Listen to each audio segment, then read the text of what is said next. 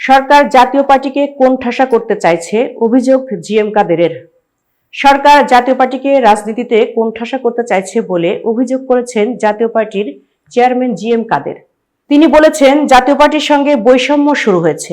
আমাদের স্বাভাবিক রাজনীতিতে বাধা দেওয়া হচ্ছে, আমাদের নেতাকর্মীদের বিরুদ্ধে হয়রানিমূলক মামলা দেওয়া হচ্ছে। সেই হিসেবে আমরা নব্য ফ্যাসিবাদের শিকার মনে হচ্ছে। গতকাল বুধবার দুপুরে জাপার চেয়ারম্যানের বনানীর কার্যালয়ে নরসিংদী জেলার নেতাদের সঙ্গে মতবিনিময় সভায় প্রধান অতিথির বক্তব্যে জিএম কাদের একথা বলেন। জিএম কাদের আরো বলেন, দেশ এখন সঠিকভাবে চলছে না।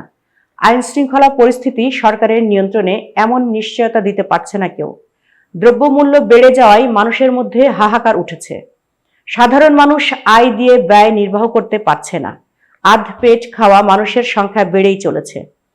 বিভিন্ন কলকারখানা ও ব্যবসা প্রতিষ্ঠান বন্ধ হওয়ার কারণে দেশে বেকারের সংখ্যা বাড়ছে।